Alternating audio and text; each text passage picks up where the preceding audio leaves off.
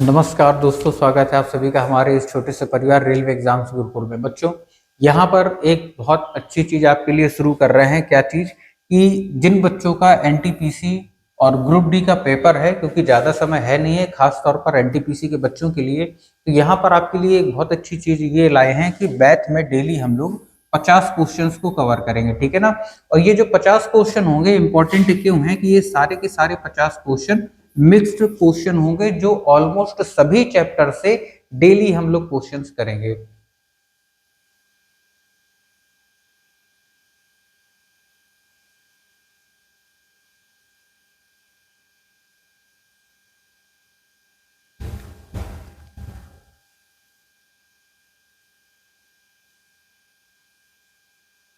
नमस्कार, स्वागत है आप सभी का हमारे इस छोटे से परिवार रेलवे एग्जाम्स गुरुकुल में।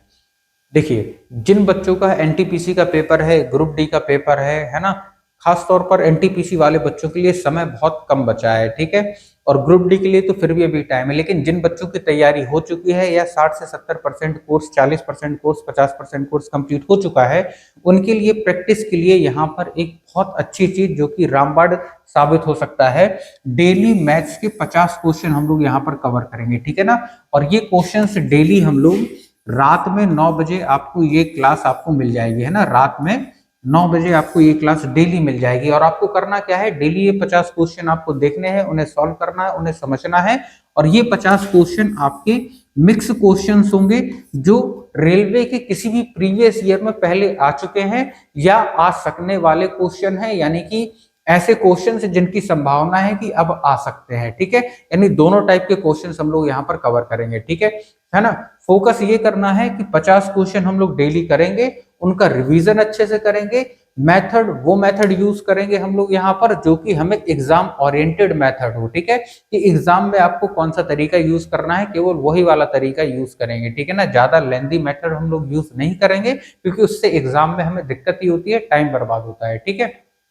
चलिए, तो यहाँ पर आपको फोकस करना है। डेली रात में 9 बजे आपको ये क्लास मिल जाए करेगी, तो आपको देख लेना है 50 क्वेश्चन डेली पे। और ये सारे क्वेश्चन मिक्स रहेंगे, है ना? मिक्स रहेंगे, हर चैप्टर के रहेंगे। तो आप ये मान के चलिए कि हर चैप्टर आपका डेली बेसिस पे रिवाइज होगा। तो सोचिए, अगर आपने 30 दिन ये क्लास देख ली या 30 क्लासेस इसकी देख ली, तो कितना बढ़िया तरीके से आपका हर चैप्टर 30 बार कम से कम रिवाइज हो जाएगा। ठीक है ना? सारे कॉन्सेप्ट क्लियर हो जाएंगे, बहुत सारे क्वेश्चन हमारे क्लियर हो जाएंगे।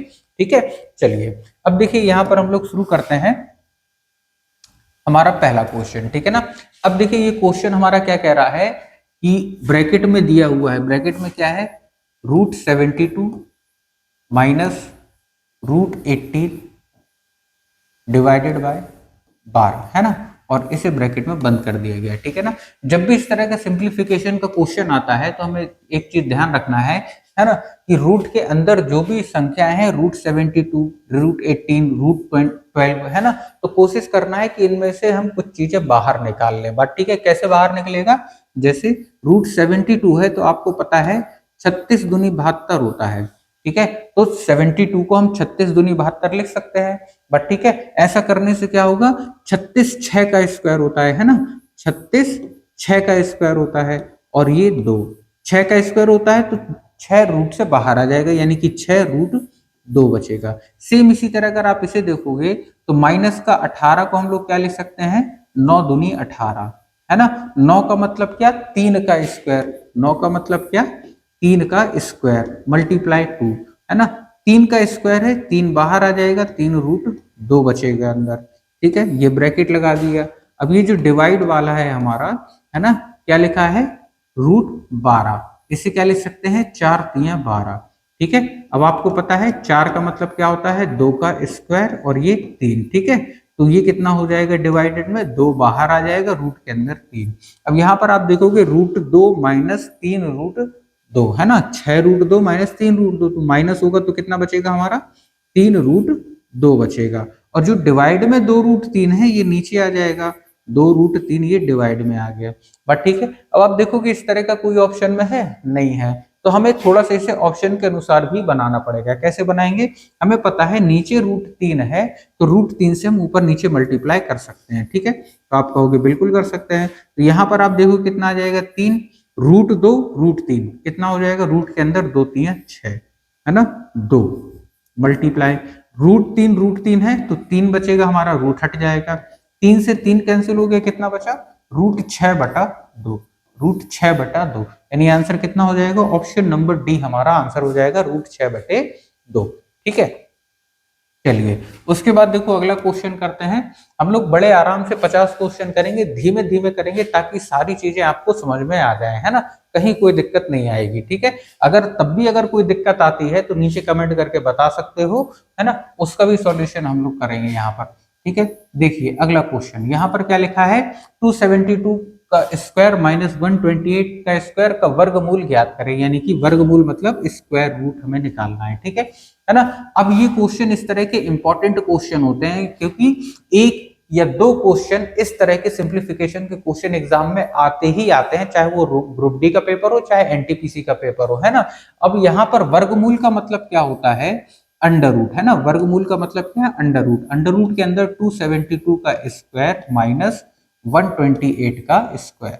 बट ठीक है, तो जब भी आ जाए स्क्वायर रूट निकालना है या वर्गमूल निकालना है तो उसका मतलब क्या है, संख्या रूट के अंदर लिखी हुई है। ठीक है, अब हमें इसे सॉल्व कर लेना है। अब यहां पर आप देखोगे तो आप ये देखोगे ये ए स्क्वायर माइनस बी स्क्वायर का फॉर्मूला बन रहा है ना, ए स्क्वायर माइनस बी स्क्वायर का फॉर्मूला बन रहा है। ए स्क्वायर माइनस बी स्क्वायर का फॉर्मूला क्या होता है, एक बार दोनों को जोड़ के लिख देते हैं और एक बार दोनों को घटा के लिख दिया जाता है, ए प्लस बी ए माइनस बी। ठीक है, तो हमें ये पता चल गया है कि ये ए स्क्वायर माइनस बी स्क्वायर का फॉर्मूला बन रहा है। ठीक है, तो इन दोनों को जोड़ोगे तो 172 प्लस 128 कितना हो जाएगा, 400, है ना। 172 माइनस 128 कितना हो जाएगा, 44 और 144। ठीक है, अब देखोगे यहाँ पर ये कितना है, 400 का मतलब 20 का स्क्वायर, ठीक है, 144 का मतलब 12 का स्क्वायर। ठीक है, तो रूट के अंदर 20 का स्क्वायर है तो 20 रूट से बाहर आ जाएगा, मल्टीप्लाई यहाँ 12 का भी स्क्वायर है तो एक 12 बाहर आ जाएगा।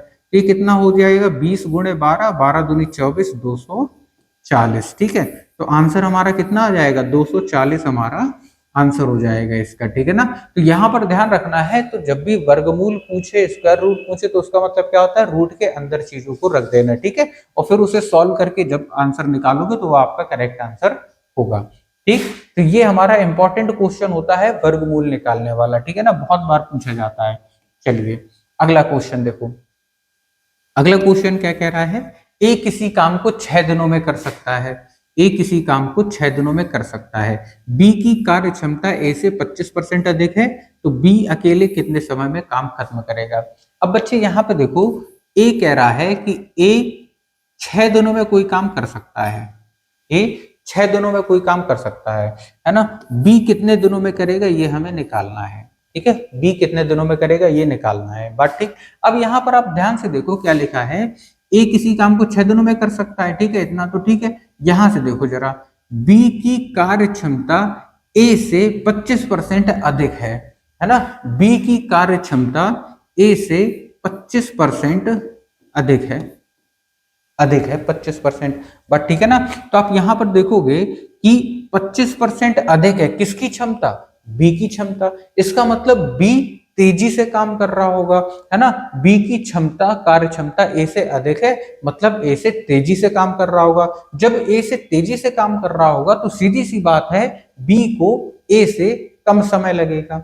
बट ठीक है ना, बी को ए से कम समय लगेगा। ठीक है, तो आप यहां पर देखोगे जब भी इस तरह का क्वेश्चन आ जाए तो हमें क्या करना होता है, रिवर्स में जाना होता है, पीछे को जाना होता है। ठीक है, क्योंकि बी की वैल्यू चाहिए हमें, तो रिवर्स में निकाली जाती है इनकी वैल्यू। ठीक है ना, तो 25% ज्यादा है कौन, बी, तो हम क्या करेंगे, 100 ऊपर लिखेंगे और 125 नीचे लिख देंगे।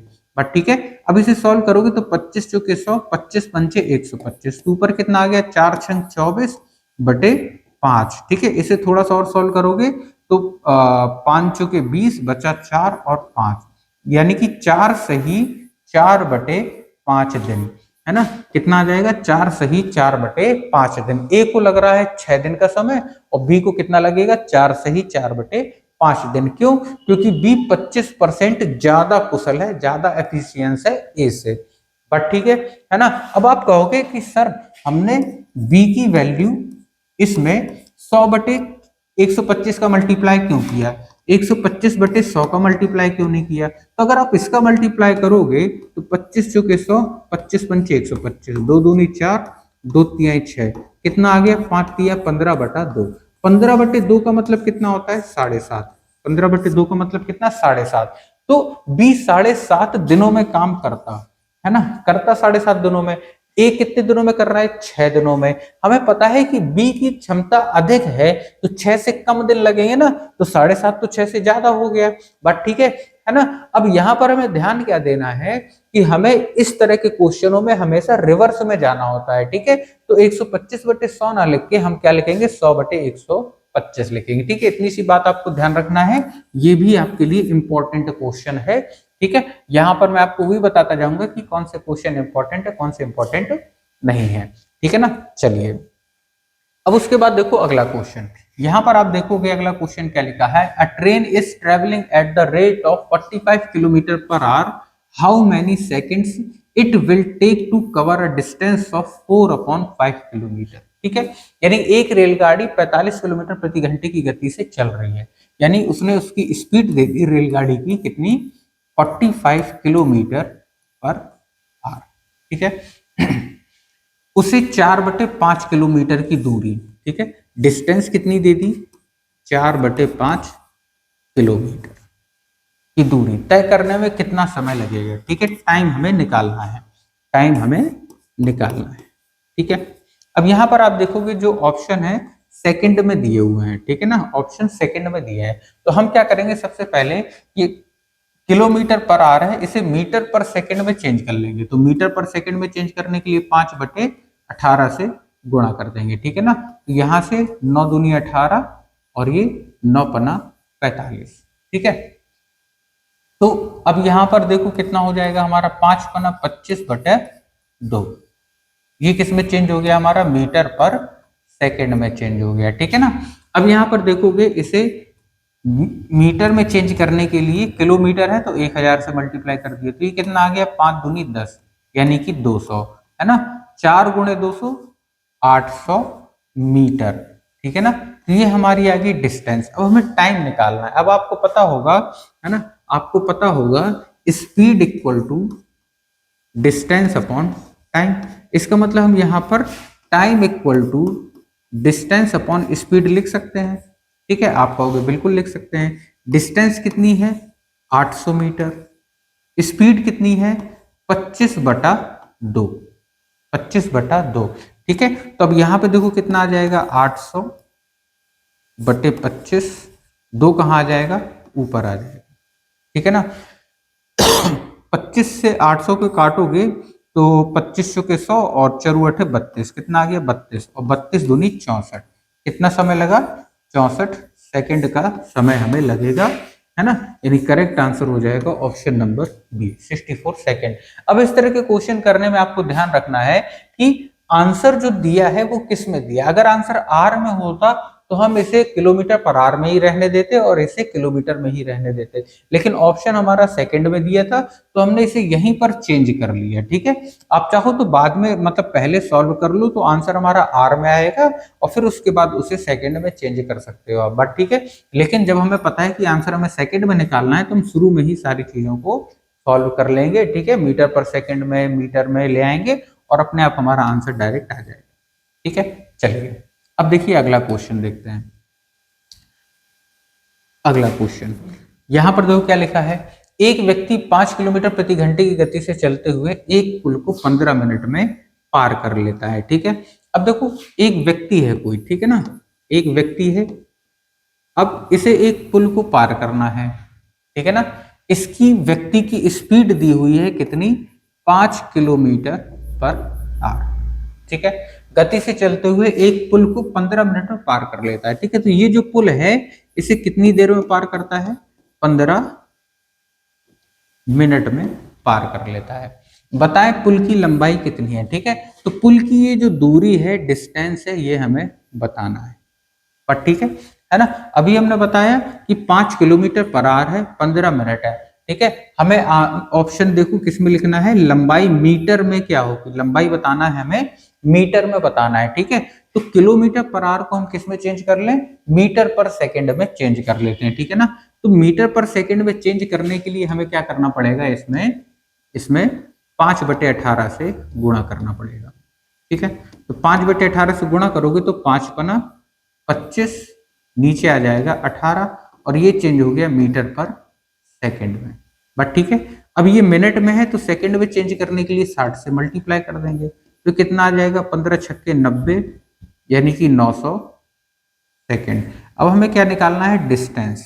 ठीक है ना, speed equal to distance upon time होता है, तो distance equal to speed into time आ जाएगा। बट ठीक है ना, दूरी बराबर चाल गुणे समय, है ना। तो चाल कितनी है इसकी, 25/18। ठीक है, और समय कितना है, 900 सेकंड। ठीक है ना, अब इसे काट देंगे अपन। ठीक है, 18 से काटोगे, 18 पंचे 90 और 1 0, ये 25 पंचे 125 और 1 0, यानी 1250 मीटर हमारा ऑप्शन नंबर डी हमारा क्या हो जाएगा, करेक्ट आंसर हो जाएगा। ठीक है ना। तो बड़े आराम से आप इन्हें सॉल्व कर सकते हो। ठीक है, जैसे जैसे क्वेश्चन आपको अच्छे से समझ में आ जाएंगे, कॉन्सेप्ट क्लियर रहेंगे, इन्हें करना बहुत आसान होता है, बहुत तेजी के साथ क्वेश्चन सॉल्व हो जाते हैं। ठीक है, चलो आगे देखो अगला क्वेश्चन। यहां पर देखो अगला क्वेश्चन क्या लिखा है,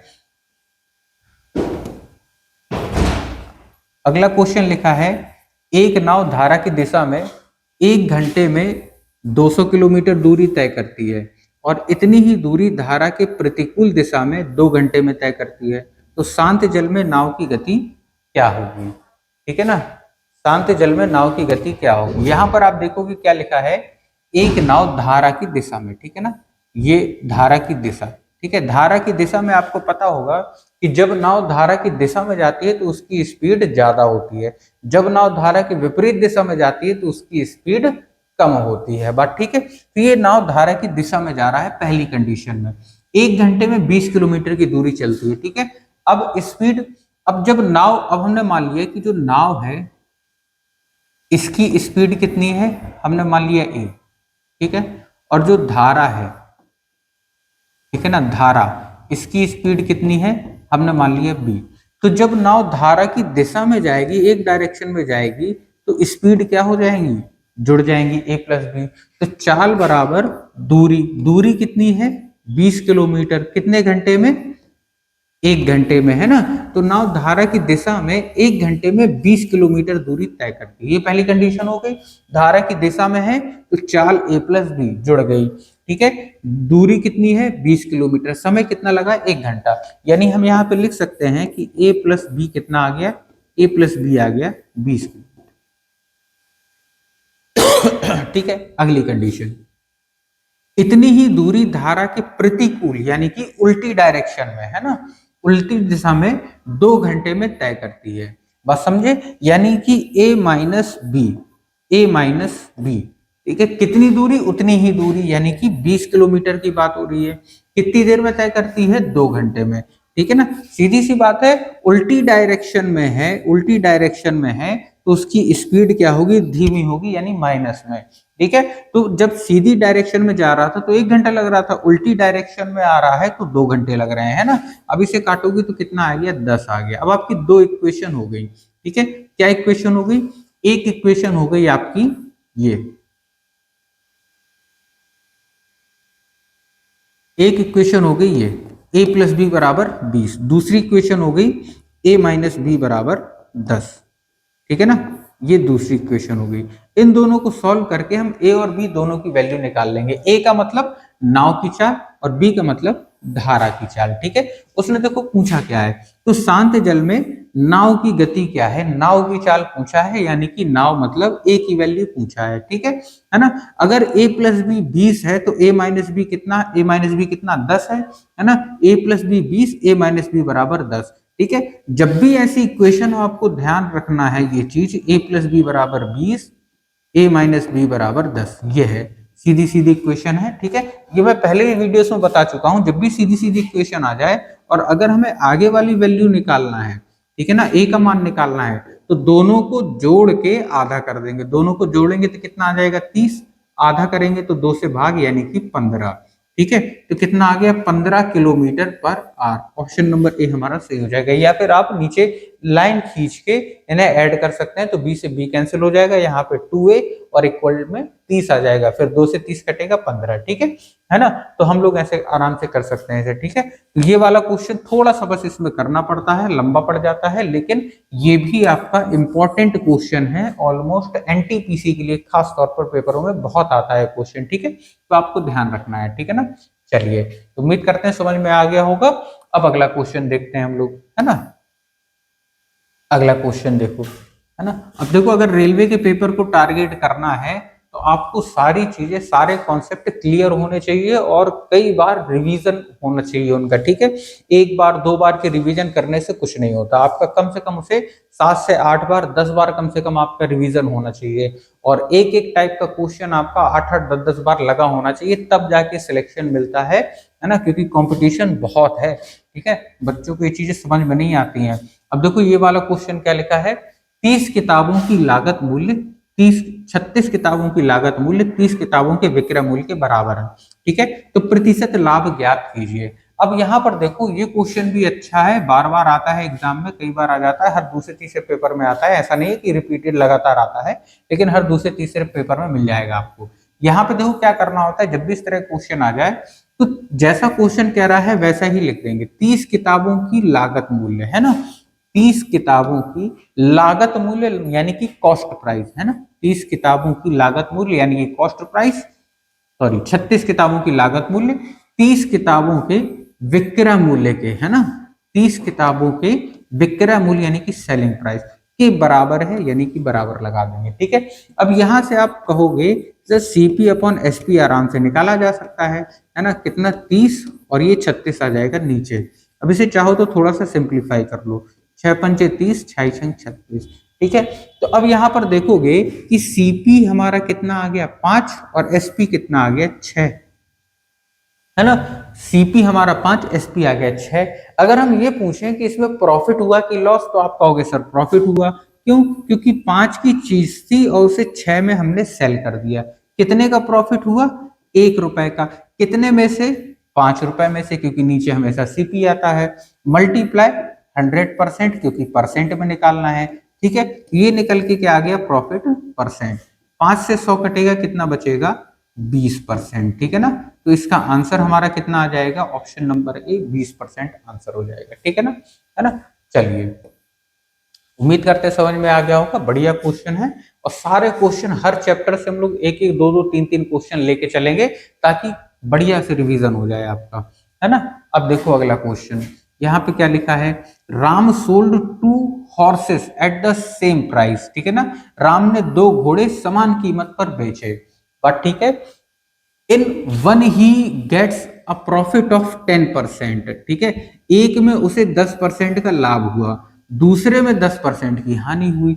अब वो क्या कह रहा है, तो राम को कुल क्या हुआ, लाभ हुआ कि हानि हुआ, कितने परसेंट का हुआ, बात ठीक है। अब यहां पर आप देखोगे, उसने 2 चीजों की बात करी या 2 घोड़ों की बात करी, ठीक है। इस क्वेश्चन में आप देखोगे कॉमन बात क्या रहेगी, या तो वो 2 घोड़े बेचेगा, 2 गाड़ियां बेचेगा, या 2 मोटरसाइकिल बेचेगा, कोई भी चीज रहेगी, 2 ही रहेगी, बात ठीक है। एक पे उसे प्रॉफिट हो रहा होगा और एक पे लॉस हो रहा होगा। अगर मान लो इनका प्रॉफिट, पहली वाली पे प्रॉफिट हो रहा है 10% का, दूसरे वाले में लॉस हो रहा है 10% का, ठीक है।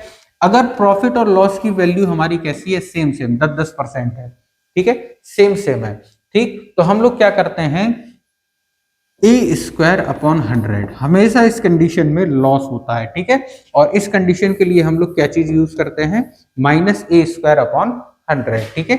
ए स्क्वायर का मतलब कोई भी परसेंट, चाहे ये वाला 10 ले लो, चाहे ये वाला 10 ले लो, तो माइनस 10 का स्क्वायर बटा 100, है ना। 10 का स्क्वायर यानी कि 100, और ऊपर नीचे ये क्या हो जाएगा, कैंसिल हो जाएगा, यानी बचे कितना, माइनस का 1%, ठीक है। ये डायरेक्ट हमारा यहाँ से परसेंट निकालने के लिए इसी कंडीशन में केवल आपका यूज होगा, तब जब 2 चीजें हैं बेच रहा है, 2 चीजें बेच रहा है समान कीमत पर, और जो प्रॉफिट और लॉस हो रहा है दोनों सेम हो रहा है, 10% का प्रॉफिट तो 10% का लॉस, ठीक है। तो ऐसी कंडीशन में हमें हमेशा लॉस होता है, कितने परसेंट का होगा, इसमें A% का, फॉर्मूला क्या लगाएंगे हम, माइनस ए स्क्वायर अपॉन 100, ठीक है। चलिए, अब देखो अगला क्वेश्चन, यहां पर If an article is sold at a gain of 5% instead of being sold at a loss of 5%, one gets रुपए 5 more. What is the cost price of the article, है ना? क्या बोल रहा है? यदि एक वस्तु 5% हानि के बदले 5% लाभ पर बेची जाए, मतलब एक कोई आदमी था, ठीक है, आदमी था, वो एक वस्तु को सेल कर रहा था, है ना, पहले उसे हो रही थी 5% की हानि, ठीक है, वो कह रहा 5% हानि के बदले 5% हानि के बदले 5% लाभ पर बेचता, है ना, 5% हानि के बदले 5% लाभ पर बेचता, तो एक व्यक्ति को 5 रुपए अधिक प्राप्त होते, है ना, तो 5 रुपए अधिक प्राप्त होते उसे, तो वस्तु का लागत मूल्य ज्ञात करना है, यानी कि कॉस्ट प्राइस हमें निकालना है। क्या निकालना है? कॉस्ट प्राइस हमें निकालना है, बात ठीक है। अब यहाँ पर देखो क्या कह रहा है कि एक आदमी है, उसे एक सामान बेचना था, पहले बेच रहा था 5% की हानि पर, जब उसने 5 रुपए अधिक ऐड कर दिए, 5 रुपए अधिक ऐड कर दिए, यहाँ पर देखो अधिक, ठीक है, जब उसने प्रॉफिट अपना 5% बढ़ा दिया तो उसे 5 रुपए ज्यादा मिले, बात ठीक है। यानी यहाँ पर जो अंतर परसेंट के बीच में है वही अंतर हमें दिया है 5 रुपए, ठीक है, 5 रुपए अधिक प्राप्त हुआ, यानी ये भी क्या है? अंतर है। तो माइनस का 5 और प्लस का 5, इनके बीच अंतर कितना हो जाएगा? 10% का, है ना, माइनस का 5 और प्लस का 5 के बीच अंतर कितना हो जाएगा? 10% का, ठीक है। 10% की वैल्यू हमें दी है 5, इसका मतलब हम बोल सकते हैं कि 100% की वैल्यू हमारी कितनी हो जाएगी? 50, और 100% का मतलब क्या? कॉस्ट प्राइस, यानी आंसर कितना हो जाएगा? कॉस्ट प्राइस हमारा 50 रुपए, ठीक है। ये आपको ध्यान रखना है, बहुत बढ़िया क्वेश्चन है, ये भी क्वेश्चन कई बार आ चुका है, इस तरह के क्वेश्चन, है ना, और पेपर में अक्सर देखने को मिलते हैं, ठीक है। चलिए अगला क्वेश्चन देखो, यहां पर देखो क्या लिखा है, एक दुकानदार एक वस्तु के अंकित मूल्य पर 20% की छूट देने के बाद भी 10% का लाभ कमाता है, ठीक है ना। यहाँ पर कह रहा है एक दुकानदार है, अंकित मूल्य पर 20% की छूट देता है, डिस्काउंट देता है, उसके बाद भी 10% का लाभ हो जाता है, तो उस वस्तु का क्रय मूल्य क्या होगा यदि अंकित मूल्य 880 रुपए, ठीक है। अब देखो यहाँ पर सीधे सीधे उसने कहा है कि एमआरपी कितना है, एमआरपी है 880 रुपए, ठीक है, एमआरपी 880 रुपए है, ठीक है। अब हमसे कह रहा है कि डिस्काउंट कितना है, डिस्काउंट दिया 20% का, और प्रॉफिट कितना हो रहा है उसे? 10% का प्रॉफिट हो रहा है, बट ठीक है। तो अब यहां पर देखो, डिस्काउंट हमेशा, हमें पता है डिस्काउंट हमेशा किस पे? एमआरपी पे मिलता है, तो यहां पर हम पहले 20% का डिस्काउंट देंगे, ठीक है। तो जब एमआरपी में डिस्काउंट दिया जाता है तो सेलिंग प्राइस आ जाएगा आपका, तो 880 में जब 20% का डिस्काउंट दोगे तो कैसे दोगे? 80/100, 20% कम करना है, 80/100, 2 जीरो अपने ये कैंसिल हो गए, 88 64, ठीक है ना, 88 64, और ये कितना हो जाएगा? 70, ठीक है। तो सेलिंग प्राइस हमारा कितना आ गया? सेलिंग प्राइस आ गया 704। उसके बाद कह रहा है प्रॉफिट कितना है? प्रॉफिट है 10% का, ठीक है। अब एसपी हमें दिया है, प्रॉफिट परसेंट दिया है, सीपी हम निकाल सकते हैं, कितना?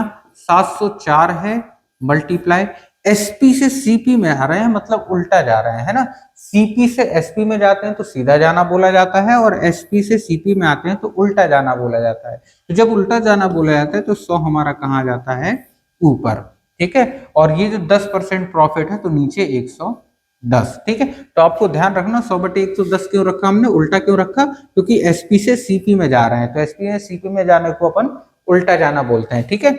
यहाँ पर 1 0 से 1 0 ये कैंसिल हो जाएगा, 11 से इसे काटो तो 11 छंग 66 और 11 चौके 44, और ये वाला 10 यानी कि 640। तो यहाँ पर हम बोल सकते हैं कॉस्ट प्राइस कितना है? 640 रुपए कॉस्ट प्राइस है, हमारा आंसर हो जाएगा, ठीक है। अच्छा, अब यहाँ पर आप देखोगे, इसे हम लोग डायरेक्ट भी कर सकते हैं कि जब आप देखो कि एमआरपी 880 दिया हुआ है, ठीक है, या कुछ भी दिया हुआ है ना, एमआरपी दिया हुआ है, हमें डायरेक्ट सीपी निकालने के लिए बता रहे हैं, ठीक है। यहाँ पर देखना हमें कॉस्ट प्राइस निकालना है, और क्वेश्चन इसी तरह का है, परसेंट कोई भी हो सकते हैं, एमआरपी कुछ भी हो सकता है, ठीक है। तो जो एमआरपी दिया है हमें उससे डायरेक्ट सीपी निकालना है, कॉस्ट प्राइस। तो हम देखेंगे डिस्काउंट कितना है? 20% का, तो हम पहले इसमें मल्टीप्लाई कर देंगे, 20% का डिस्काउंट दे देंगे, यानी कि 80/100। अब हमें पता है कि ये क्या आ गया? सेलिंग प्राइस आ गया। इसमें 10% का प्रॉफिट है, तो यहाँ पर रिवर्स कर देना है क्योंकि एसपी से सीपी निकालना है, तो 100/110। और ठीक है, जीरो से जीरो कैंसिल हो गए, एक जीरो से ये कट गया, 11 से 88 काटोगे 80, और 80 गुणे 8 640। ठीक है, तो आप ये भी डायरेक्ट लिख सकते हो, कोई बड़ी बात नहीं है, चाहो तो ऐसे भी कर सकते हो, बात ठीक है ना। चलिए अब उसके बाद देखते हैं अगला क्वेश्चन। अब यहां पर देखो इस क्वेश्चन में क्या बोला गया है। साधारण ब्याज की वार्षिक दर 10% से बढ़कर 12.5% हो जाने पर एक आदमी की वार्षिक आय 1250 रुपए बढ़ जाती है, तो उसकी राशि हमें बताना है कितनी है। ठीक है, ये सारे क्वेश्चन जो होते हैं हल्के से ट्रिकी बेसिस पर होते हैं, जिन बच्चों ने फॉर्मूले वगैरह पढ़े होते हैं कई बार वो भी फंस जाते हैं। ठीक है, लेकिन ये होते बहुत सिंपल है। वो कह रहा है साधारण ब्याज की वार्षिक दर 10% है। ठीक है, तो जो आर है कितनी, 10% है। ठीक है, और 10% से बढ़कर 12.5% हो जाती है, तो आर जो है बढ़कर कितनी हो गई, 12.5% हो गई। पर ठीक है, 12.5% हो गई। ठीक हो जाने पर एक आदमी की वार्षिक आय 1250 रुपए बढ़ जाती है। ठीक है, वार्षिक आय कितनी बढ़ गई, यहां से जब दर उसकी बढ़ी तो वार्षिक आय उसकी बढ़ गई 1250 रुपए, क्या हो गए उसके, बढ़ के मिले उसे। बात ठीक है, तो उसकी राशि हमें बताना है।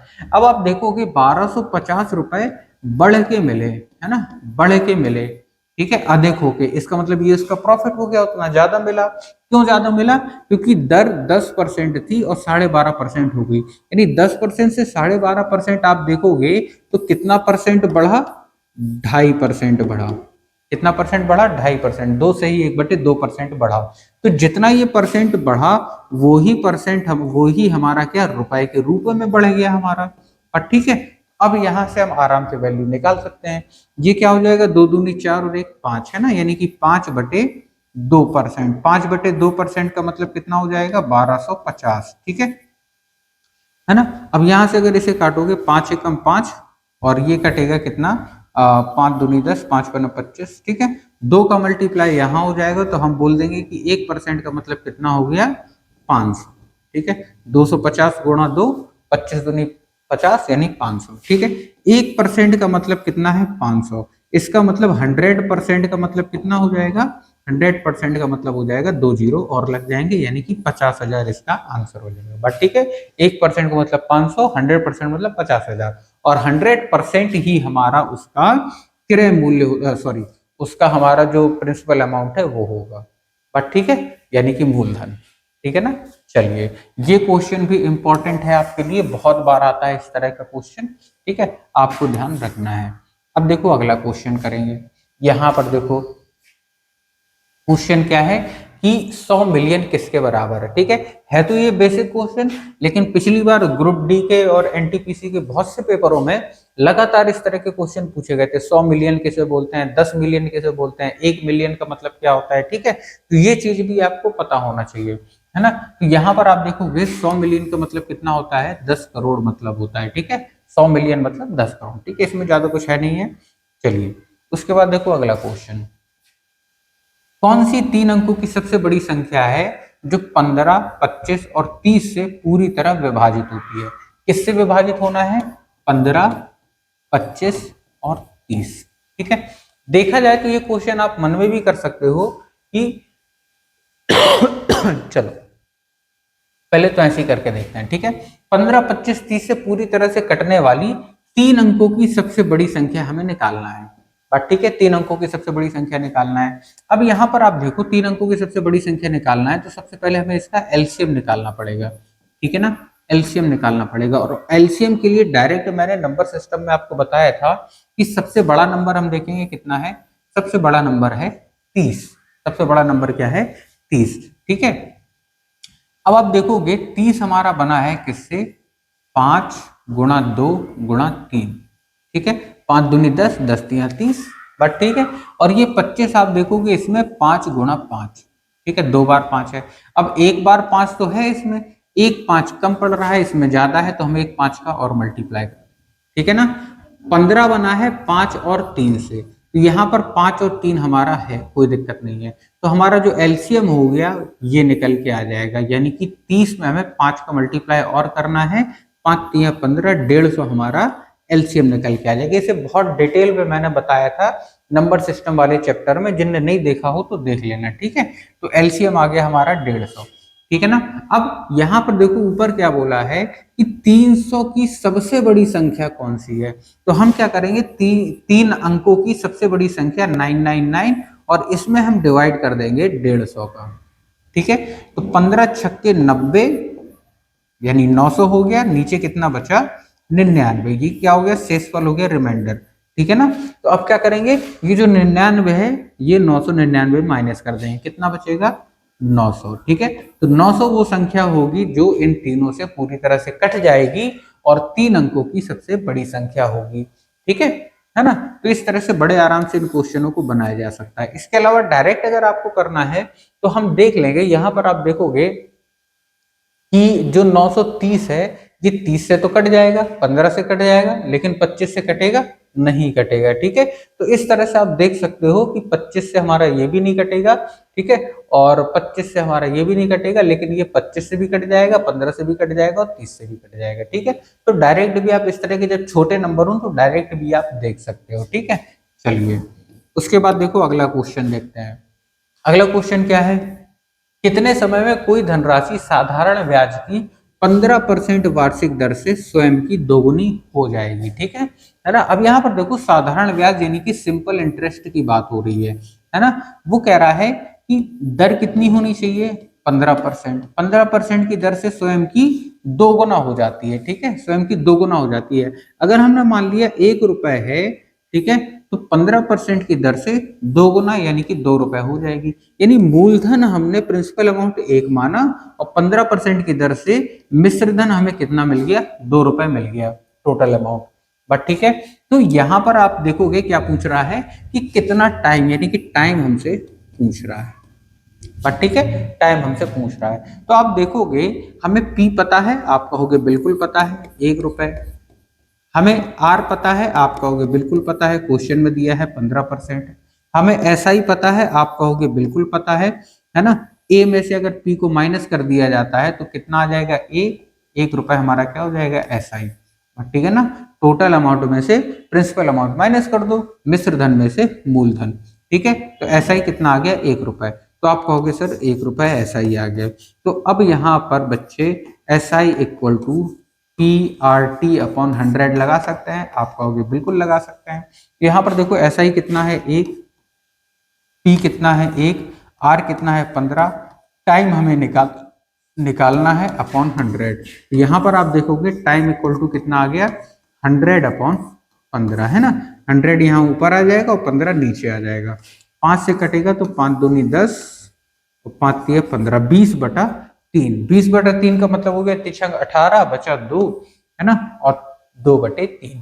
तो 6 सही 2/3 हमें टोटल समय लगेगा, पर ठीक है ना। तो ये क्या हो गया, 20/3 हमारा आंसर हो गया, 6 सही 2/3, ठीक है।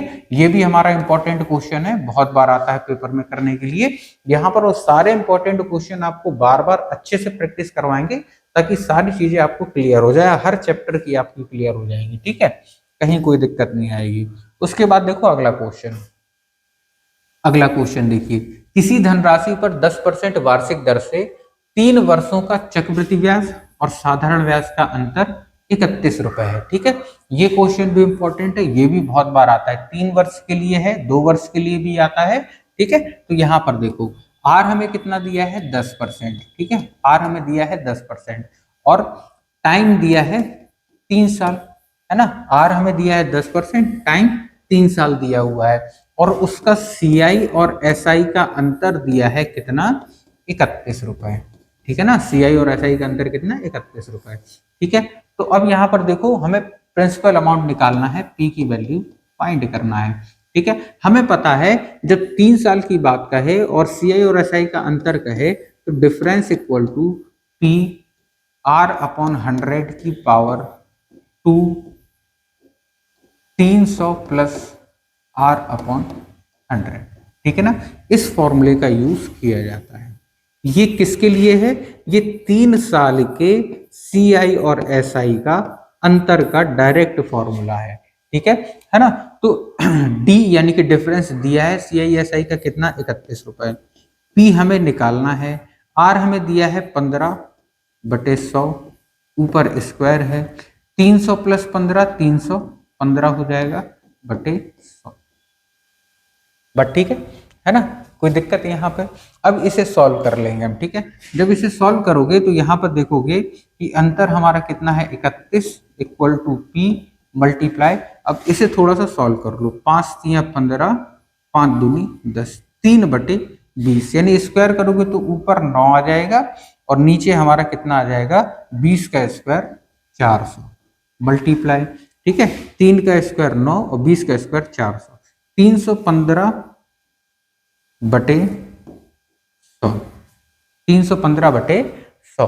ठीक है, तो यहां पर आपने देखा कि किसी धनराशि पर 10% वार्षिक दर से 3 वर्ष का चक्रवृद्धि ब्याज और साधारण ब्याज का अंतर 31 रुपए है। तो हमने क्या किया, हमें पता है आर दिया है, टाइम 3 साल का दिया है, CI और SI का अंतर दिया है 31, P हमें निकालना है। ठीक है, तो D इक्वल टू डी का मतलब क्या है, D का मतलब है CI माइनस SI। ठीक है, 3 साल के लिए, है ना? P R/100 का स्क्वायर 300 प्लस R/100। ठीक है, तो यहां पर देखोगे, अरे R की जगह 15 रख दिया ना, यहाँ पे 10 था। ठीक है, यहाँ पर क्या था, 10 रखना था। अच्छा हुआ देख लिया, नहीं तो फिर पूरा गड़बड़ होता। चलो,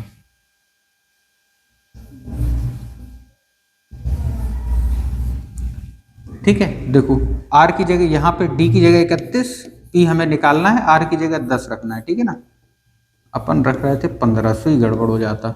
तो यहाँ पे 300 प्लस 10 कितना हो जाता, 310/100। ठीक है ना, तो ये फॉर्मूला लगा दिया। अब इसके बाद हमें सॉल्व करना है, तो 31 इक्वल टू, यहाँ पर हमने कहा थोड़ा सा सॉल्व कर लेते हैं, तो 0 से 0, 1/10 बचेगा। ठीक है, तो P मल्टीप्लाई 1 का स्क्वायर 1 और 10 का स्क्वायर 100। ठीक है ना, मल्टीप्लाई यहाँ पर 310/100, यहाँ पे 1 0 से 0 काट देते हैं तो कितना आ जाएगा, 31/10 बचेगा। ठीक है, ये वाले 31 से ये वाले 31 कैंसिल, तो P इक्वल टू कितना आ जाएगा, 100 गुणे 10, 1000 यहाँ पर आ जाएगा। ठीक है ना, तो P यानी प्रिंसिपल अमाउंट, मूलधन हमारा कितना हो गया, 1000 मूलधन हो गया। बट ठीक है ना? तो उम्मीद करते हैं समझ में आ गया होगा, और ये क्वेश्चन भी हमारे लिए इंपॉर्टेंट है, बहुत बार पेपर में पूछा जाता है। ठीक है ना, चलिए अब देखो अगला क्वेश्चन। यहाँ पर कोई धनराशि 4% वार्षिक चक्रवृद्धि ब्याज की दर से 2 वर्षों में इतने हो जाती है, तो धनराशि ज्ञात करना है, यानी P हमें बताना है। अब आप देखोगे यहाँ पर R हमें दिया है कितना, 4%। R हमें कितना दिया है, 4%। चक्रवृद्धि ब्याज की दर से, यानी ये जो क्वेश्चन है वो है CI का। टाइम हमें दिया है कितना, 2 साल टाइम दिया है ना? 1352 हो जाती है, यानी ये मिश्रधन दिया है हमें, 1352 रुपए मिश्रधन दिया हुआ है ना? धनराशि क्या है, प्रिंसिपल अमाउंट हमें निकालना है। पर ठीक है, इसके लिए सबसे बढ़िया तरीका ये है कि हम क्या करते हैं, R को ले लेते हैं। पर ठीक है, R कितना है, 4%। 4% का मतलब 1/25, 4% का मतलब 1/25, 25 प्लस 1 कितना हो जाएगा, 26। और ठीक है, तो ये कितना आ गया, 26/25। ठीक है, कितने साल की बात हो रही है, 2 साल की, तो हम पावर क्या लगा देंगे, 2। जितने साल, 3 साल की बात होती तो पावर हम 3 लगा देते। ठीक है ना? तो यहाँ पर आप देखोगे 25 का स्क्वायर 625, 26 का स्क्वायर 676। बट ठीक है, नीचे वाला जो अमाउंट होता है ये प्रिंसिपल अमाउंट होता है, यानी कि मूलधन, और 776 ऊपर वाला जो होता है वो मिश्रधन, यानी कि ए होता है। अब इन दोनों को अगर माइनस कर दोगे तो CI निकल के आ जाता है। ठीक है, तो P हमारा 625, A हमारा 676, दोनों को माइनस करोगे तो कितना बचेगा, 51 रुपए बचेगा। बट ठीक है, अब हमें यहाँ पर निकालना क्या है, वह राशि निकालना है, तो CI तो हमें निकालना नहीं है, P का मान निकालना है हमें। बट ठीक है, तो यहाँ पर आप देखोगे इसके साथ अगर हम x ले लें, लो चाहे नहीं लो कोई फर्क नहीं पड़ता है। बट ठीक है, A का मान हमें कितना दिया है, ये दिया है 1352। A कितना है, निकल के आया हमारा 676, x बराबर कितना, 1352। तो आप देखोगे x की वैल्यू कितनी निकल के आ गई, 2। x की वैल्यू कितनी निकल के आ गई, 2 निकल के आ गई। बट ठीक है ना, 676 दूनी 1352, तो 2 निकल के आ गया x। अब हमें P निकालना है। P कितना है 625x, तो 625x, x का मान कितना है 2, तो 625 गुणा 2 करोगे तो कितना आ जाएगा 1250, है ना, कितना आ जाएगा 1250 आ जाएगा। तो हमारा जो प्रिंसिपल अमाउंट है कितना निकल के आ जाएगा 1250 हमारा प्रिंसिपल अमाउंट निकल के आ जाएगा, ठीक है ना। तो x की वैल्यू 2 आई, P का मान 625x है, तो 625x की जगह पे 2 रख दिया, तो 625 गुणा 2 1250। बट ठीक है, उम्मीद करते हैं आपको समझ में आ गया होगा। चलिए उसके बाद देखो अगला question, sine theta equal to √3/2 तो टेन थीटा ज्ञात करो। हर चैप्टर से आपको एक एक, दो दो, तीन तीन, चार चार क्वेश्चन देखने को मिलेंगे, अच्छे से रिवाइज हो जाएंगी सारी चीजें, कहीं कोई दिक्कत नहीं आएगी। अब देखो ये क्वेश्चन कितना सिंपल है, साइन थीटा बराबर √3/2, हमें पता है साइन 60 का मान, है ना, साइन में 60 डिग्री का मान √3/2 होता है। इसका मतलब हमें मान क्या निकालना है, टेन थीटा यानी कि टेन 60 का, और टेन 60 का मान कितना होता है √3 होता है, ठीक है ना, बिल्कुल सिंपल था, कहीं कोई दिक्कत नहीं है। अगला क्वेश्चन, अगला क्वेश्चन देखिए, 198 और 78 का HCF ज्ञात करना है। किसका, 198 और 78 का HCF ज्ञात करना है, ठीक है। तो आप देखोगे HCF वो संख्या होती है जो इन दोनों को डिवाइड कर दे। नंबर छोटे हैं, हम यहीं से देख के बता सकते हैं, ठीक है। अब 7 क्या 78 को काट पाएगा, नहीं काट पाएगा, तो 7 तो होगा नहीं। 9 क्या 78 को काटेगा, नहीं काटेगा, यानी ये भी नहीं होगा। 8 78 को काटेगा, नहीं काटेगा। 6 78 को भी काट देगा, और 198 को भी काट देगा, यानी इसका HCF कितना हो गया 6 हो गया। तो कई बार एग्जाम में इस तरह के टुच्चे टुच्चे क्वेश्चन भी एग्जाम में देता रहता है। और HCF LCM से आप मान के चलो, है ना, HCF LCM से आप मान के चलो कम से कम 2 से 4 क्वेश्चन तक आ जाते हैं रेलवे के पेपर में, खास तौर पर 2 से 4 क्वेश्चन तक आ जाते हैं, ठीक है ना। तो आपको ये अच्छे से आना चाहिए, ठीक है। चलो अब देखो अगला क्वेश्चन हम लोग देखते हैं। यहां पर देखिए क्वेश्चन क्या लिखा है, क्वेश्चन लिखा है 16/a इक्वल टू 1/√0.25, ठीक है ना। a की वैल्यू बताना है, इस a की वैल्यू हमें फाइंड करना है। तो अब देखो ये क्या है 16/a, ठीक है। अब यहां पर आप देखोगे कि √0.25 है, तो इसे आप देखोगे √25/100 लिख सकते हैं, पॉइंट हटेगा, नीचे 2 जीरो आ जाएंगे, रूट से बाहर आएगा 5/10 यानी कि 1/2, 25 5 का स्क्वायर 100 10 का स्क्वायर, तो 25 की जगह 5 और 100 की जगह 10 बाहर आ गया, और 5/10 का मतलब 1/2, यानी बेसिकली ये जो वैल्यू है इसका मतलब कितना है 1/2, यानी इसे आप देखोगे तो 2 ऊपर आ जाएगा, यानी कि 2/1 हो जाएगा। बट ठीक है ना, 2/1 हो जाएगा, ठीक है ना। तो यहां पर आप देखोगे पॉइंट 25 था, तो पॉइंट हटाया हमने, नीचे क्या आ गया 100, है ना, और 25/100 25 5 का स्क्वायर और 100 10 का स्क्वायर, ठीक है ना। तो ये कितना हो गया हमारा 5/10 यानी 1/2। तो यहाँ पर हम लिख सकते हैं कि यहाँ पर हमने क्या लिखा 1 अपॉन और 0.25 की जगह पे लिख दिया 1/2, 2 ऊपर आ गया तो 2 आ गया। अब 2 से ये कटेगा 16, 8 बचा, यानी a बराबर कितना आ गया 8 आ गया, ठीक है ना। तो आंसर हमारा कितना आ जाएगा 8 इसका आंसर आ जाएगा, ठीक है ना। तो ऑप्शन में दिया नहीं है, चलो कोई दिक्कत नहीं है, ऑप्शन नंबर ई लगा देंगे अपन, ठीक है ना। तो ऑप्शन इसके गड़बड़ है, कोई दिक्कत नहीं है, 8 अपना आंसर, ठीक है। चलो सिंपल क्वेश्चन है, सिंप्लीफिकेशन के आप मान के चलो, है ना। एनटीपीसी के ग्रुप डी के पेपर में 5 4 क्वेश्चन सिंप्लीफिकेशन के आते हैं, बहुत इंपॉर्टेंट चैप्टर है ये, ठीक है। चलिए अगला क्वेश्चन, ए एक काम को 40 दिनों में समाप्त कर सकता है और बी वही काम 30 दिनों में समाप्त कर सकता है। यदि दोनों मिलकर काम करते हैं तो काम समाप्त करने में कितना समय लगेगा, ठीक है। अब देखो वो कह रहा है कि ए अगर अकेले काम करता है तो 40 दिन का समय लगता है, ठीक है ना। बी अगर अकेले काम करता है तो 30 दिनों में कर सकता है, तो दोनों मिलकर कितने दिनों में करेंगे, ठीक है ना। बेसिक क्वेश्चन है, हम क्या करेंगे, दोनों का एलसीएम लिया हमने, तो 40 और 30 का एलसीएम कितना आ गया 120 आ गया, ठीक है। ये क्या हो गया टोटल वर्क हो जाता है ना। यहां से इसमें डिवाइड करेंगे तो 4 3 12 3 बार में, यहां से इसमें डिवाइड करेंगे तो 3 चौके 12 आ गया, बट ठीक है, अब हमें पता है टोटल वर्क कितना है 120, पूरा काम कितना है 120, और ए और बी दोनों को मिलके करना है, तो 4 + 3 7, 7 से कर देंगे भाग, तो 120/7 दिन हमारा क्या हो जाएगा आंसर। अब इसे थोड़ा सा सिंप्लीफाई कर दोगे तो 7 एकम 7 आ जाएगा, बचेगा कितना 5, 7 7 49 और 1/7 दिन, यानी 17 सही 1/7 दिन। ऑप्शन नंबर ए हमारा करेक्ट आंसर हो जाएगा। बट ठीक है ना, इस तरह के क्वेश्चन भी एग्जाम में बहुत देखे जाते हैं।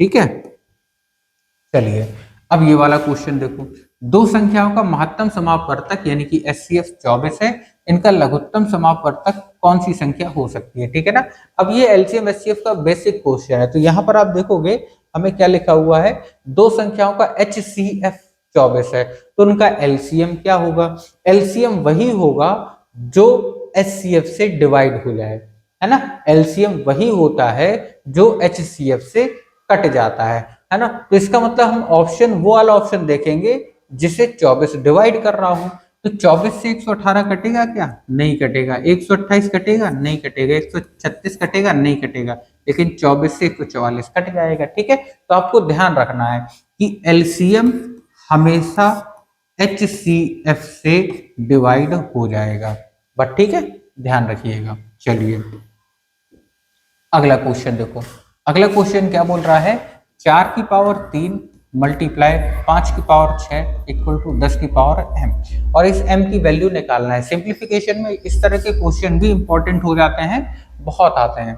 ठीक है, अब यहाँ पर देखोगे 4 की पावर 3 है, तो 4 को क्या लिख सकते हैं 2 का स्क्वायर और पावर 3 मल्टीप्लाई 5 की पावर 6, 10 को क्या लिख सकते हैं 2 गुणा 5, ठीक है ना, और पावर कितनी m।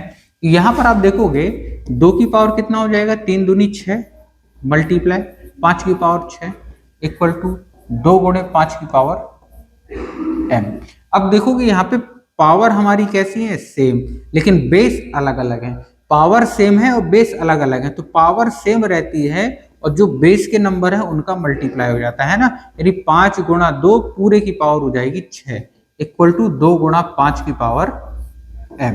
तो 2 गुणा 5 ये, 2 गुणा 5 ये, है ना, 6 बराबर किसके हो जाएगा m के, यानी कि m का मान कितना आ गया हमारा, m का मान आ गया 6। ठीक है, तो इस टाइप से इन क्वेश्चनों को बड़े आराम से किया जा सकता है। ठीक है, उम्मीद करते हैं समझ में आ गया होगा, है ना।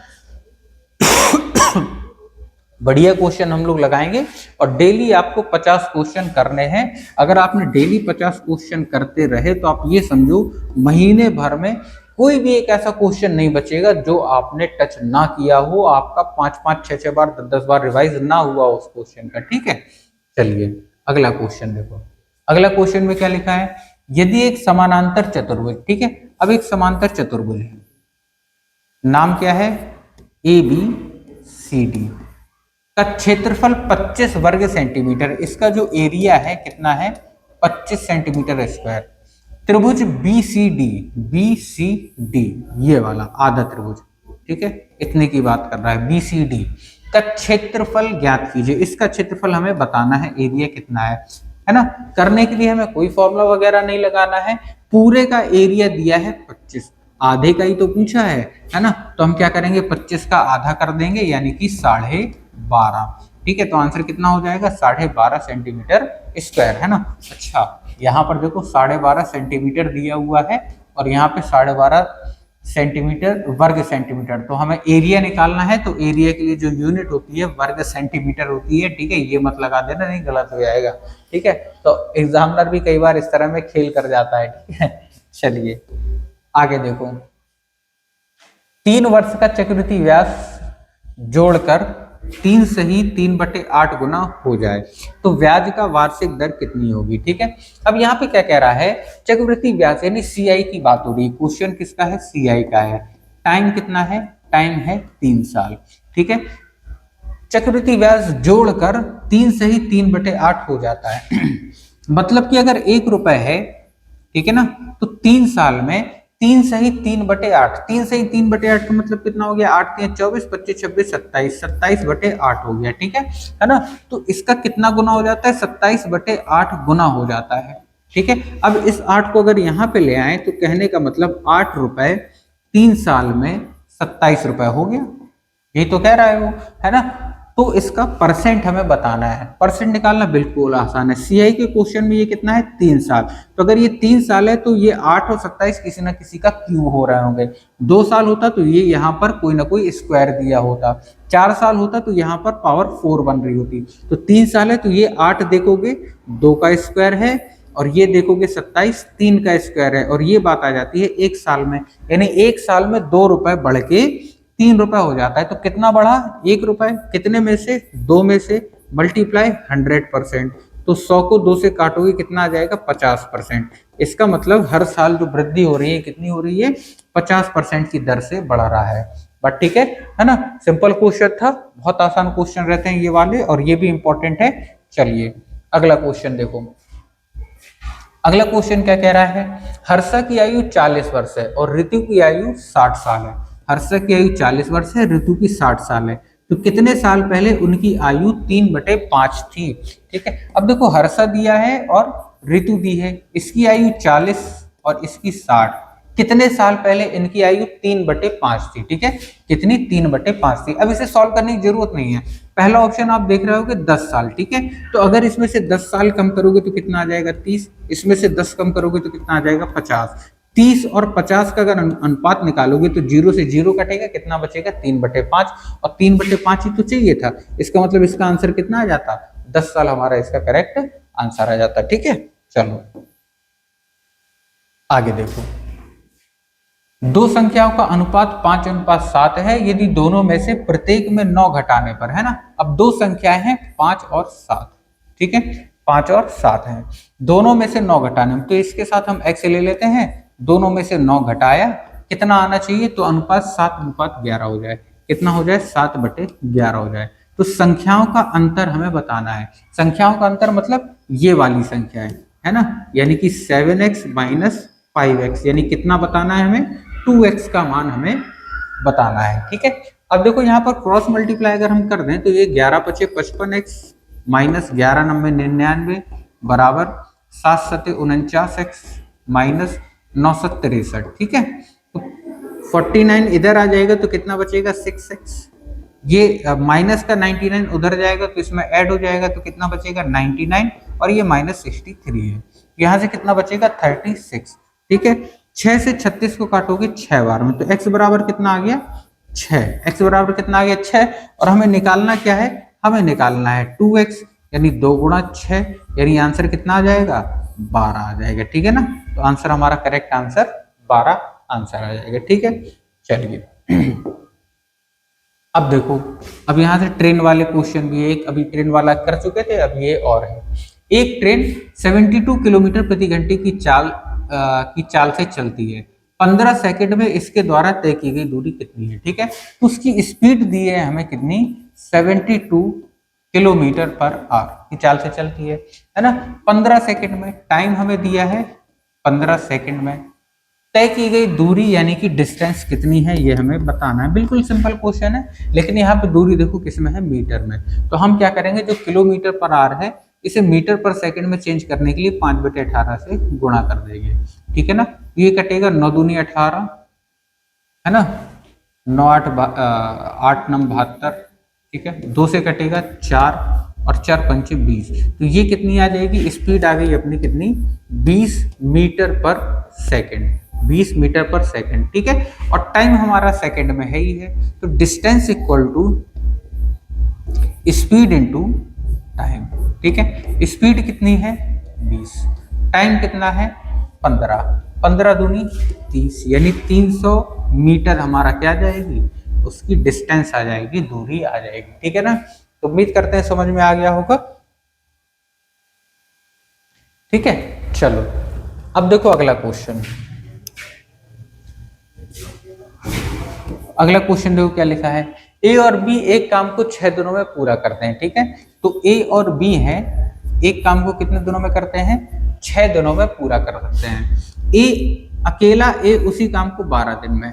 ठीक है, ए अकेला अगर करता है तो 12 दिन। ठीक है, क्या कह रहा है, ए प्लस बी दोनों मिलके 6 दिनों में करते हैं। ठीक है, ए और बी काम को 6 दिनों में पूरा कर सकते हैं। ए अकेला 12 दिन में पूरा करता है, तो बी अकेला उसे कितने दिनों में पूरा करेगा। ठीक है, करने के लिए क्या करेंगे, दोनों का एलसीएम। ठीक है ना, तो एलसीएम 6 और 12 का एलसीएम कितना आ जाएगा, 12 आ जाएगा। 6 से इसमें भाग दोगे 6 दूनी 12, 12 से इसमें भाग दोगे 12 एकम 12। तो हम बोल सकते हैं a प्लस बी, है ना, a प्लस बी कितना आ गया 2, a कितना आ गया 1, है ना। अब इसकी वैल्यू इसमें रख दोगे तो b कितना आ जाएगा, 1 आ जाएगा। अब हमसे पूछा है b कितना काम, कितने दिनों में काम पूरा करेगा, तो टोटल वर्क बटे b अगर रख देंगे तो पता चल जाएगा। टोटल वर्क कितना निकल के आया था हमारा 12, है ना, और b है कितना, b एक दिन में एक काम कर रहा है, तो कितने दिन लगेंगे उसे, टोटल 12 दिन का समय लग जाएगा। Correct answer option number D, 12 दिन का समय हमें लग जाएगा। ठीक है, चलिए अगला क्वेश्चन देखो क्या है। दो गोलों की त्रिज्याओं का अनुपात 3:2 है, उनके आयतनों का अनुपात ज्ञात करिए। ठीक है,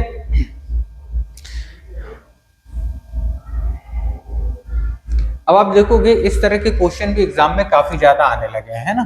दो गोलों की त्रिज्याओं का अनुपात, गोले यानी कि जो स्क्वायर होते हैं, ठीक है, तो त्रिज्याओं यानी रेडियस का जो अनुपात होता है उनके आयतन का अनुपात पूछा है। और गोले का आयतन कितना होता है 4/3 पाई आर क्यूब। ठीक है, ये क्या होता है वॉल्यूम गोले का, 4/3 पाई आर क्यूब। तो यहाँ पर रेडियस की क्यूब पावर 3 होती है, ठीक है ना, आर की पावर 3 होती है। तो दो गोलों की त्रिज्याएं दी होगी, वॉल्यूम का पूछा है, तो हम क्या करेंगे 3:2 है तो इसका भी क्यूब कर देंगे और इसका भी क्यूब कर देंगे, यानी 3 3 9 3 27, 2 दूनी 4 दूनी 8, यानी 27/8 हमारा क्या हो जाएगा, उनके वॉल्यूम का रेशियो हो जाएगा। अगर रेडियस का रेशियो दिया है, त्रिज्या का अनुपात दिया है, वॉल्यूम का निकालना है तो पावर 3 कर देंगे हम डायरेक्ट बात। ठीक है, चलो अब देखिए अगला question, if sin 2 theta equal to √3/2। ठीक है, तो यहाँ पर देखो क्या लिखा है, sin 2 थीटा इक्वल टू √3/2। इसका मतलब हम बोल सकते हैं, अब यहाँ पर देखोगे √3/2 का मतलब क्या है, साइन 60 डिग्री, क्योंकि साइन 60 का मान √3/2 होता है। इसका मतलब 2 थीटा बराबर कितना है 60 डिग्री, 2 थीटा बराबर है 60 डिग्री। इसका मतलब थीटा बराबर कितना आ जाएगा 30 आ जाएगा। बट ठीक है, अब हमें निकालना क्या है साइन 3 थीटा, है ना, साइन 3 थीटा का मान हमें निकालना है। यहाँ पे कितना आ जाएगा साइन 3 थीटा, तो थीटा कितना है 30 और 3 थीटा का मतलब 90, है ना, और साइन 90 का मान, साइन 0 का मान 0 और साइन 90 का मान 1, यानी ऑप्शन नंबर डी इसका हो जाएगा। बिल्कुल सिंपल क्वेश्चन है और इस तरह के क्वेश्चन भी एग्जाम में बहुत पूछे जाते हैं। चलिए अब देखो अगला क्वेश्चन, यहाँ पर क्या लिखा है, यहाँ पर लिखा है 10a plus cot a equal to 2, है ना, 10a plus cot a equal to 2, then find the value of 10 की पावर 10a प्लस कॉट की पावर 10a, है ना, 10 की पावर 10a प्लस कॉट की पावर 10a पूछा है। अब हमें एक बात बताओ जरा, क्वेश्चन देखने में तो अजीब लग रहा है, लेकिन यहाँ पर 10a प्लस 10b बराबर 1 दिया है। इसका मतलब अगर 10 का मान 1 हो और कॉट a का मान भी 1 हो तब तो जुड़ के 1 होगा। इसका मतलब 10 की पावर 10 डिग्री का मान 1 और कॉट की पावर 10 डिग्री का मान भी 1, यानी इसका आंसर भी कितना होगा 2 होगा। बट ठीक है, क्योंकि 1 की पावर 10 करो चाहे 50 करो कोई फर्क नहीं पड़ता है। बट ठीक है, तो इसका आंसर भी कितना हो जाएगा 2 हो जाएगा। ठीक है ना, चलिए अगला क्वेश्चन देखो। अगला क्वेश्चन क्या है, एक संख्या को जब 361 से विभाजित किया जाए तो शेषफल 47 रहता है। ठीक है, यदि उसी संख्या को 19 से विभाजित किया जाए तो शेषफल कितना होता है। ठीक है ना, ये भी नंबर सिस्टम के क्वेश्चन है, ये वाले बहुत बढ़िया क्वेश्चन है और एग्जाम में आते रहते हैं इस तरह के क्वेश्चन। ठीक है, तो जब भी आपको इस तरह का क्वेश्चन मिले कि किसी संख्या को 361 से विभाजित किया जाता है तो एक शेषफल हमारा 47 रहता है, जब उसी संख्या को 19 से विभाजित किया जाए तो शेषफल क्या रहेगा। तो हमें कुछ नहीं करना है, केवल 19 का भाग दे देना है किसमें 47 में, और यहाँ से शेषफल निकाल लेंगे। ठीक है ना, तो 19 दूनी 38 होता है और यहाँ से शेषफल निकालोगे तो कितना आ जाएगा 9, और यही हमारा करेक्ट आंसर होगा। हमें कहीं भी कुछ भी और सॉल्व करने की जरूरत नहीं रहती, आपको हमेशा यही करना है जब भी इस तरह का क्वेश्चन आ जाए। बट ठीक है ना, चलिए अगला क्वेश्चन देखते हैं। 3 संख्याएं 1:2:3 के अनुपात में है, उनका मासा दिया है 12। ठीक है, उनका मासा यानी HCF दिया है 12, तो संख्याएं बताओ। तो संख्याएं क्या हो जाएंगी, मासा मतलब जो तीनों में कॉमन हो, है ना, तो पहली संख्या कितनी हो जाएगी 12 × 1 यानी कि 12। ठीक है। दूसरी संख्या क्या हो जाएगी, 12 दूनी 24। तीसरी संख्या क्या हो जाएगी, 12 तीन 36, यानी 12 24 36 ऑप्शन नंबर ए हमारा आ जाएगा। और इस तरह के मोस्ट रिपीटेड क्वेश्चन है, ये मोस्ट रिपीटेड क्वेश्चन है, बहुत बार आते हैं लगातार, और करना कुछ नहीं होता। संख्याओं का अनुपात दिया है, HCF दिया है, और संख्याएं पूछी तो HCF का मल्टीप्लाई सभी संख्याओं में कर दो, जो अनुपात दिया है संख्या हमें ऑटोमेटिक पता चल जाएंगी। ठीक है, चलिए अगला क्वेश्चन देखो। अगला क्वेश्चन क्या है, 30 की पावर 30, 30 की पावर 60 और 30 की पावर 90 का अंक गणितीय माध्य ज्ञात करना है, यानी कुल मिला के एवरेज हमें निकालना है, माध्य यानी एवरेज। बट ठीक है, तो यहां पर देखोगे 30 की पावर 30 प्लस 30 की पावर 3 की पावर 60 प्लस 3 की पावर 90, कितनी संख्या है, 3 संख्याएं हैं। एवरेज निकालने के लिए आप कहोगे सर 3 से डिवाइड कर दो, ठीक है, 3 से डिवाइड कर दिए। ठीक, 30 की पावर 30 में 3 से डिवाइड करोगे तो एक 3 यहाँ से कम हो जाएगा, यानी कितना बचेगा हमारा 29, प्लस 3 की पावर 60 में 3 से डिवाइड करोगे तो 60 में से एक कम हो जाएगा, कितना बच, क्योंकि इसकी पावर 1 है, बेस इक्वल है, 30 माइनस 1 29, 3 3 बेस इक्वल है, 60 माइनस 1 59, प्लस 3 3 3 बेस इक्वल है, 90 माइनस 1 89। ठीक है, तो आंसर कितना हो जाएगा, 3 की पावर 29 प्लस 3 की पावर 59 प्लस 3 की पावर 89। बट ठीक है, यानी ऑप्शन नंबर बी हमारा इसका करेक्ट आंसर हो जाएगा। ठीक है, चलो अगला क्वेश्चन देखो।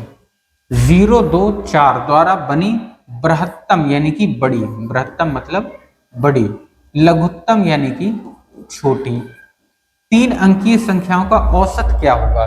तो 0 2 और 4, इससे सबसे बड़ी संख्या कौन सी बनेगी, सबसे बड़ी संख्या 420 बनेगी।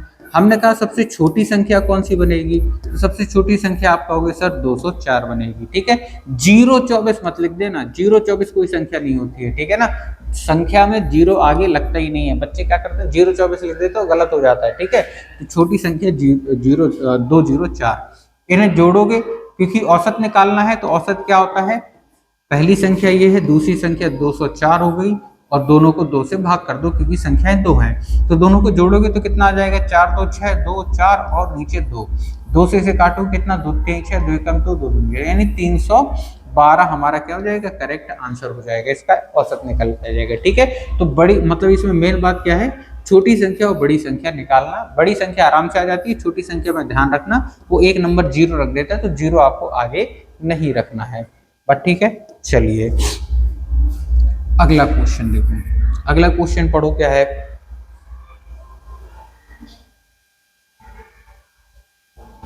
अगला क्वेश्चन है कक्षा 10 के खंड ए के 32 छात्रों का औसत 60 है। ठीक है, कक्षा 10 के ए में कितने छात्र हैं, 32 छात्र हैं।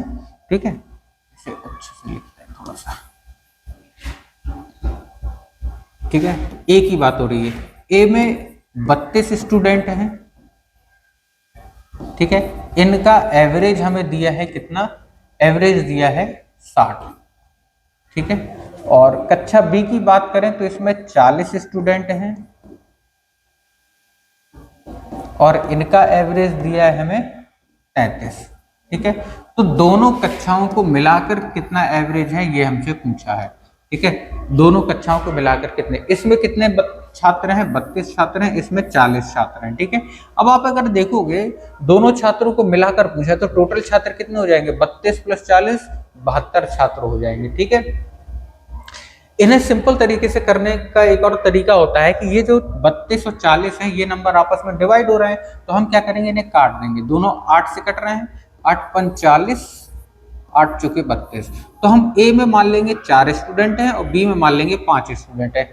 66 और 33 3 से कट रहे हैं, तो हमें एवरेज को नहीं काटना है। ठीक है, खाली स्टूडेंट की संख्या अगर यहाँ पर कट रही है तो ही काट देना है। ठीक है, तो यहाँ पर कितने स्टूडेंट बचे, ए में 4 और बी में 5। अब क्या करेंगे, इसका सम निकाल लेंगे, तो ए का सम कितना आ जाएगा, ए का सम यानी कि योग। ठीक है, योग का मतलब क्या होता है कि नंबर ऑफ स्टूडेंट्स यानी छात्रों की संख्या और एवरेज का मल्टीप्लाई करते हैं तो योग आ जाता है, तो 4 छंग 24 यानी 240। ठीक है, सीधी सीधे फिर उसके बाद बी का सम यानी कि योग निकाल लेंगे, यहाँ पे कितना आ जाएगा, 5 गुणे 33, तो 5 तिया 15, 5 तिया 15 और 1 16, 165। ठीक है, इन सबको जोड़ देंगे तो ये जोड़ने पे कितना आ जाएगा, ये आ जाएगा 5 और 6 4 0, वहां से लगी 1 और 2 2 4। ठीक है, कितने बच्चे हैं टोटल, टोटल बच्चे हो गए कितने, ए में 4 बचे थे और बी में 5 बचे थे, यानी कि 9। तो इसमें हम डिवाइड कर देंगे किससे, 9 से डिवाइड कर देंगे और ये हमारा एवरेज आ जाएगा। 9 से जब इसे काटोगे तो 9 चौके 36 और 9 पन्ना 45, यानी एवरेज कितना आ गया हमारा, 45 एवरेज आ गया। पर ठीक है, तो उम्मीद करते हैं बड़े आराम से कर लोगे आप। अगर आप इसे नहीं भी काटते हो तो 32 का 60 में मल्टीप्लाई किया, फिर 40 का 33 में मल्टीप्लाई किया, दोनों को ऐड करोगे और नीचे 72 से डिवाइड कर लोगे। बट ठीक है, क्लियर है। चलो आगे देखो। अब यहाँ पर देखो क्वेश्चन क्या लिखा है, यहाँ पर लिखा है angle A plus 1/2 angle B plus angle C equal to 140। ठीक है, तब b का मान बताना है। ठीक है, 3 एंगल हैं, इसका मतलब हमें पता है कोई भी त्रिभुज हो उसमें तीनों एंगलों का सम कितना होता है, 180। इससे कंपेयर कर देंगे हम। ठीक है, कंपेयर करेंगे तो क्या करें, माइनस कर दें हम। ठीक है, माइनस करोगे तो ये वाला बड़ा है, इस इधर माइनस कर दो, यानी कि इसे भी माइनस में ले लेते हैं, इसे भी माइनस में ले लेते हैं, इसे भी माइनस में ले लेते हैं। ठीक है, तो प्लस का माइनस के, प्लस का सी माइनस का सी कैंसिल हो जाएगा, यहाँ पे 140 भी माइनस का हो जाएगा। ठीक है, तो यहाँ पर angle B minus 1/2 angle B आ जाएगा और यहाँ पे 180 माइनस 140। ठीक है, तो यहाँ पर कितना बचेगा, 1/2 एंगल बी बचेगा और बराबर में कितना, 40 बचा। तो एंगल बी बराबर कितना हो जाएगा, 40 दूनी 80, है ना, ये वाला 2 इधर आ जाएगा। तो इसका आंसर कितना आ जाएगा, 80 हमारा एंगल बी का मान। ठीक है, करेक्ट है। चलो अगला क्वेश्चन था, ये वाला क्वेश्चन देखो, 3 क्रमागत संख्याएं किसी समकोण त्रिभुज की भुजाएं हैं, सबसे छोटी भुजा क्या होगी। 3 क्रमागत संख्याएं किसी समकोण त्रिभुज की भुजाएं, समकोण त्रिभुज यानी राइट एंगल ट्रायंगल। ठीक है ना, और 3 क्रमागत संख्याएं तो आपको पता है 3 4 5 बचपन से पढ़ते आ रहे हो, क्रमागत संख्याएं, सबसे छोटी भुजा 3, यानी ऑप्शन क्या हो जाएगा, 3 यूनिट हमारा ऑप्शन। बट ठीक है, इस क्वेश्चन में कोई बड़ी बात नहीं थी, है ना। एडवांस मैथ के भी बढ़िया क्वेश्चन आते हैं और आप मान के चलो कम से कम 5 से 7 क्वेश्चन आपको इस बार या इससे ज्यादा क्वेश्चन आपको एडवांस मैथ के मिलेंगे। ठीक है, तो एडवांस मैथ को हल्के में नहीं लेना है, अगर सिलेक्शन चाहिए तो एडवांस मैथ को भी हल्के में नहीं लेना है। ठीक है, अर्धवृत्त में बना कोण ज्ञात करो, अर्धवृत्त में बना कोण। ठीक है ना, तो ये जैसे अर्धवृत्त है, ठीक है, अर्धवृत्त में बना कोण, कोई भी कोण बनता है तो हमेशा कितने का रहता है, 90 डिग्री का। जैसे हम यहाँ से लेके ये भी बनाएंगे तो ये भी कितने का, 90 डिग्री का। ठीक है, तो 90 डिग्री का है मतलब राइट एंगल होगा हमारा, कौन सा एंगल होगा, राइट एंगल होगा, राइट एंगल ट्रायंगल बनेगा हमारा राइट एंगल। तो अर्धवृत्त पर बना कोण कितने का होता है, 90 डिग्री का। ठीक है, बचपन से पढ़ते आ रहे होते हो। ठीक है, चलिए अगला क्वेश्चन। इस क्वेश्चन में देखो आप क्या लिखा है, √y इक्वल टू 4x और x² अपॉन y की वैल्यू हमें निकालना है। ठीक है ना, x² अपॉन y की वैल्यू हमें निकालना है। तो यहाँ पर आप देखोगे हम क्या करें, दोनों साइड स्क्वायर कर दें, तो y इक्वल टू 4 चौके 16, x² आ जाएगा, 16 इधर आएगा तो नीचे आ जाएगा, x² y उधर ले जाओगे तो इसके नीचे आ गया, तो x² अपॉन 16 कितना आ गया, x² अपॉन y कितना आ गया, 1/16। इसका आंसर कितना हो जाएगा, 1/16 आंसर हो जाएगा, करेक्ट आंसर। ठीक है, चलो बहुत अच्छे। अगला क्वेश्चन देखो, अगला क्वेश्चन क्या है, 0.00081 डिवाइडेड बाय 0.09।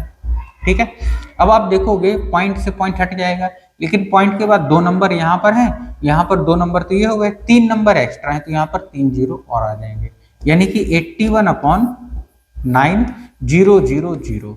9 से अगर काटोगे तो 9 9 81, नीचे कितना आ जाएगा, 1000। ठीक है ना, तो इसका मतलब कितना आ जाएगा, 009।